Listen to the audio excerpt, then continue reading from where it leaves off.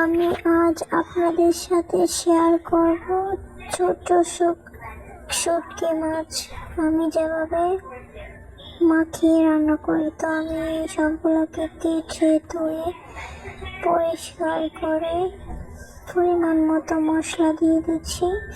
এখানে আমি দিয়েছি 1 চামচ পরিমাণে ধনিয়ার গুঁড়ো, আধা চামচ হলুদের গুঁড়ো, 1 চামচ মরিচের গুঁড়ো।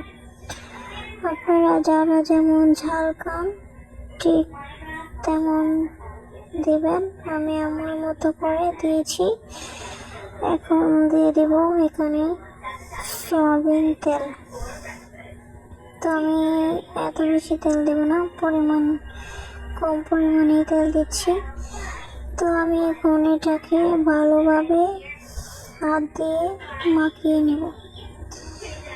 তো আমার মাখানো শেষ। প্রায় 10 মিনিটের মতো আমি এখানে জাল করে নিয়েছি। দেখতে পাচ্ছেন আমার তরকারির কালার কত সুন্দর হয়েছে। আপনারা যারা ছোট মাছ কিংবা শুটকি মাছ খেতে ভালো লাগে তো এভাবে রান্না করে খেতে পারেন। খুবই অল্প পরিমাণে এখানে সবজি দিয়েছি আমি কম। যারা আমার নিয়মিত ভিডিও দেখেন সবাইকে জানাই অগ্রিম শুভেচ্ছা এবং অন্তরস্থল থেকে অনেক দোয়া এবং অনেক ভালোবাসা। আমার ভিডিওটি আপনাদের কাছে কেমন লেগেছে অবশ্যই কমেন্ট করে জানাবেন। আমার রান্না কেমন লাগে, আমি যেভাবেই রান্না করি না কেন সেভাবেই মজা হয়, সবাই অনেক প্রশংসা করে। আমার মতো যারা রান্না করেন, যারা রান্না পারেন না, আমার ভিডিওটি দেখলে আপনারা রান্না করতে পারবেন।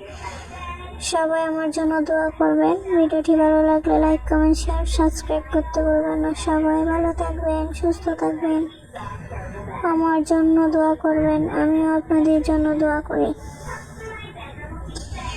আমরা মেয়েরা যারা আছি তারা আসলে সবসময় একটা দোয়া করা উচিত যে আল্লাহ তুমি আমায় এমন রোগ দিও না যাতে পরপর শরীরে স্পর্শ করে।